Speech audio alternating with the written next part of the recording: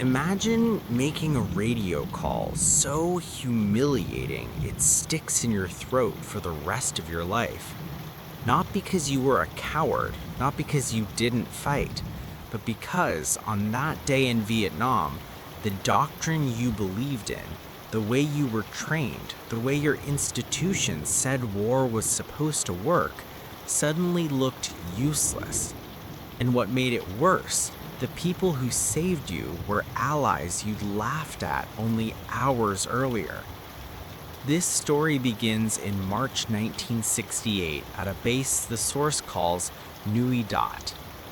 A U.S. Green Beret captain watches a team of Australian SAS soldiers in a dusty garage doing something that looks insane.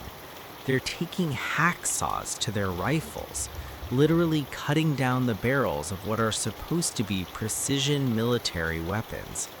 To an American raised on firepower, standards, and technology, it looks like sabotage. He laughs. In this version of the story, he turns to his men and calls them idiots, saying they won't last a week. But 6 hours later, the world flips. That same captain is pinned down in a jungle ambush, taking fire from positions he can't clearly see, trying to hold his unit together as casualties mount. And the only help moving toward him is the very group he mocked, the Australians with the sawed-off guns. What happens next, the source claims, doesn't just save lives, it embarrasses an entire way of fighting. To understand why, the story rewinds to the base, back to that garage, and to the first thing that shocks a visiting American intelligence officer.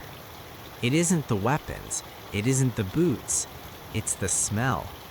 According to the text, the officer steps off a Huey, walks a short distance, and instinctively covers his nose.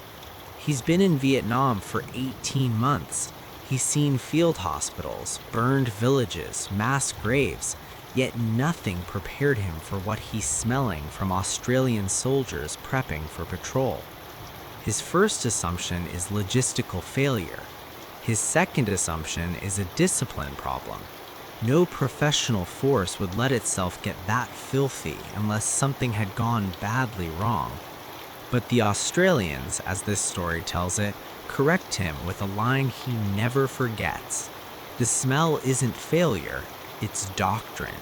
A deliberate choice that sounds disgusting, but in the jungle, it can be the difference between being hunted and doing the hunting. Because in this account, Viet Cong scouts learned to exploit the very things Americans associated with professionalism. American troops carried hygiene kits as a standard: soap, deodorant, shaving cream, toothpaste, insect repellent. Clean meant disciplined. Clean meant combat ready. But those chemical signatures were foreign in humid jungle air, and that enemy fighters could detect American patrols by smell at long distances. So the Australians did the opposite. Weeks before patrol, they stopped using soap, abandoned deodorant and commercial toothpaste, changed habits, and even adjusted what they consumed so their bodies would blend into the jungle's own scent: rot, mud, wet vegetation. The goal was simple. If the enemy hunts with nose and instinct, give them nothing to smell. Then comes the second shock: the rifles.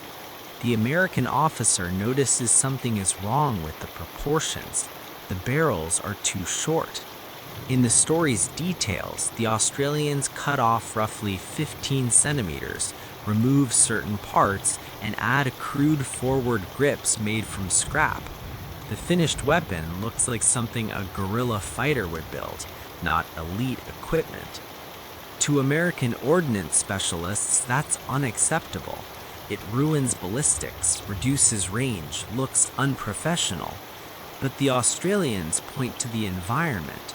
In dense Vietnamese jungle, visibility is often only 15 meters. A rifle accurate to 400 meters isn't a gift if you can't see past 15. Worse, Full-length barrels snag on vines and bamboo. Every snag forces a pause, a tug, a small noise, and in jungle warfare, a small noise can be a death sentence. Short barrels slide through vegetation. The trade-off in long-range performance doesn't matter if long range doesn't exist. Then comes the third shock, the footwear. Some Australian troopers are wearing sandals, specifically the kind made from old tires and inner tubes associated with Viet Cong movement. To an American observer, it's baffling. Why wear the enemy's shoes? The answer is tracking. Boot prints have signatures. American jungle boots leave recognizable tread patterns. A tracker who finds them knows exactly what he's following, direction, numbers, and how recently the patrol passed. But if the Australians leave prints that look like the enemy's, a tracker may assume it's friendly movement, or at least not raise an immediate alarm. The story adds more counter-tracking methods: walking in streams, stepping on roots and rocks, brushing out prints with branches and muddy ground. All of it is slow, all of it is tedious, but the claimed result is that Australian patrols become extremely difficult to follow. Still, none of those details fully explain the biggest difference. The biggest difference is movement. American doctrine in this narrative is built on speed, aggression, and firepower, principles that shaped victories in earlier wars and became institutional identity. Australian SAS doctrine here seems to worship the opposite: patience and near motionless control. The text describes Australian movement at an almost absurd pace, 100 meters per hour. The first time the American officer hears it, he assumes there's a translation problem. At that pace, 1 kilometer can take a day. A 5-kilometer mission can take nearly a week. It sounds operationally ridiculous until he watches it. 4 troopers entered the jungle, 1 step placed with surgical care. Then they freeze, not move less, 0 movement. They stay still for minutes, scanning without dramatic head turns, listening with total focus, making microscopic adjustments on their weapons while appearing inert. Then another step, another freeze. In 30 minutes, they cover about 50 meters, and the American observer standing close hears nothing. And the logic is brutal. The jungle hears everything. A snapped twig, rustled leaves, subtle vibration through roots. Those are signatures. A patrol moving at a normal pace creates disturbances that trained listening posts can identify. But at this pace, the soundscape recovers between movements. Birds keep calling, insects keep droning. Everything feels normal. In this telling, slow movement doesn't just hide Australians, it turns them into predators. If you spend hours listening, you detect the enemy long before the enemy detects you. And once you detect first, you control contact, where it happens, whether it happens, and how it ends. The intelligence officer documents what he sees and recommends that Americans adopt the methods: scent discipline, movement discipline, equipment changes, counter-tracking. But the report is filed, stamped, and buried, as the source puts it, because institutions don't like lessons that imply their approach is failing. Then, the jungle delivers a lesson too loud to bury. 6 days later, a respected American unit, the 173rd Airborne Brigade in this narrative, moves into an area with suspected enemy activity. A company of 118 paratroopers led by a West Point captain on his second tour steps in using American methods and American standards. Nearby, an Australian SAS patrol of 4 is operating independently, led by a sergeant with multiple tours, already deep in the jungle for days, wearing the sandals, carrying the modified rifles, living the Doctrine. The forces know each other exists, but they're not coordinated, and the American captain doesn't think he needs them. The problem, according to this version, is that the Australians already found what the Americans are searching for. They observe what's described as a battalion-level headquarters, watch and count for long hours, identify enemy numbers, map positions, note routines, and report the intelligence. But somewhere in the system, it's delayed, lost, or dismissed as not verified enough. So the American company walks in blind, and the enemy hears them coming. Not sees, hears, smells, tracks. The ambush detonates. At about 11:47, described as a textbook L-shaped killing zone with automatic weapons and RPG fire. In the first seconds, casualties pile up. The captain does what he's trained to do: return fire, call artillery, request gunships, form a perimeter. Support arrives, artillery within minutes, gunships soon after, yet it isn't working. The enemy is in prepared positions, camouflaged and hardened over time. Artillery chews up jungle but doesn't produce confirmed results. Gunships fire into canopies and shadows. Meanwhile, American soldiers keep falling to precise fire from positions they can't clearly identify. By around 12:30 in this story, casualties are severe, ammunition is running low, and the captain realizes something terrifying. His company is being dismantled by an enemy his firepower can't touch. Then comes the call. At about 12:51, he requests help from the Australian SAS patrol he didn't coordinate with. The Australian sergeant hears the transmission and understands the stakes immediately. Allied soldiers are being eliminated nearby, but committing 4 men to a battalion-scale fight violates their doctrine. On paper, it's suicide. Still, he decides to move, on one condition: they do it the Australian way. When the American captain learns the Australians are moving at their methodical pace, he explodes. His men are dying in real time, and help is only a couple kilometers away. He demands they move faster. The sergeant refuses, explaining that faster movement means detection, and detected reinforcement would only add Australian casualties to the American total without changing the outcome.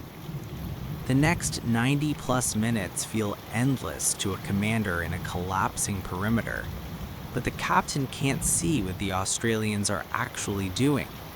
They aren't moving straight toward the American position.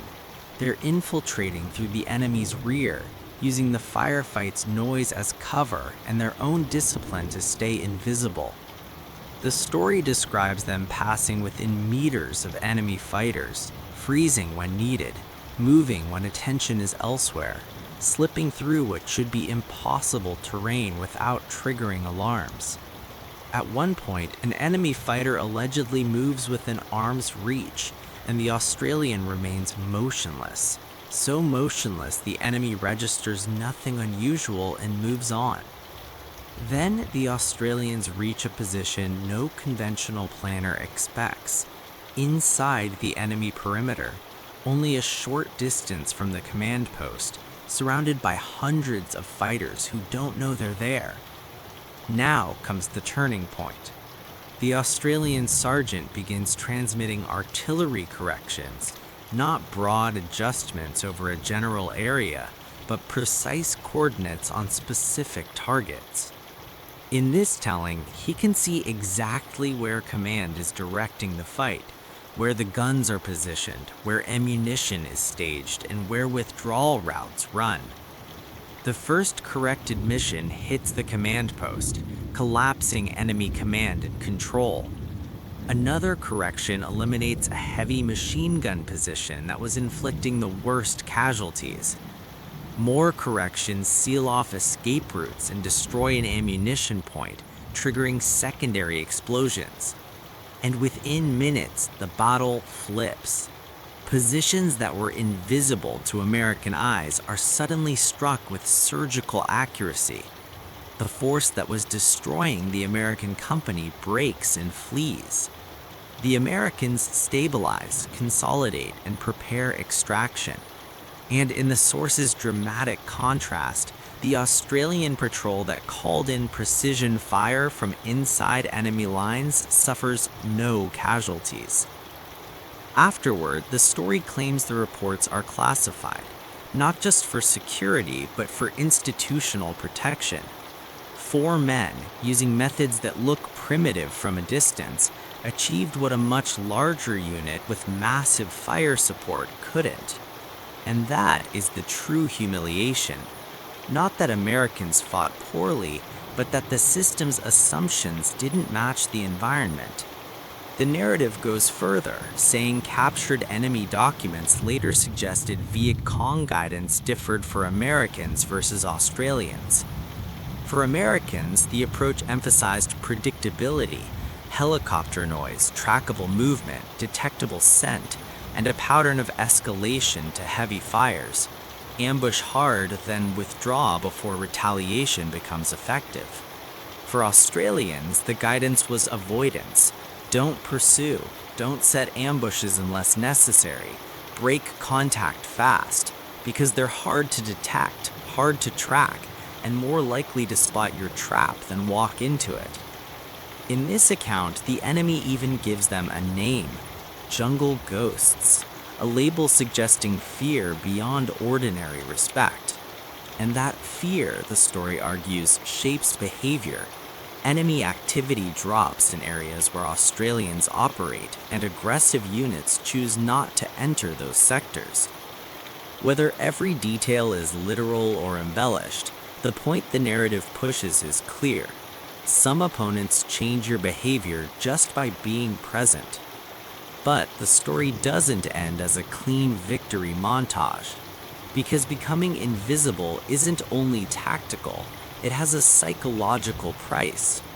The text describes a state of constant hypervigilance, suppressing normal human impulses, living for days in pure sensory awareness, and how that can make it hard to return to ordinary life afterward. Coming home alive isn't always the same as coming home whole. So if there's one takeaway for a modern audience, it might be this. Technology and firepower don't automatically win if your doctrine doesn't fit the terrain. In some environments, the smallest disciplines, scent, sound, movement, patience, can matter more than the loudest tools. And every institution eventually faces the same choice: adapt to reality or bury the lesson behind paperwork and pride.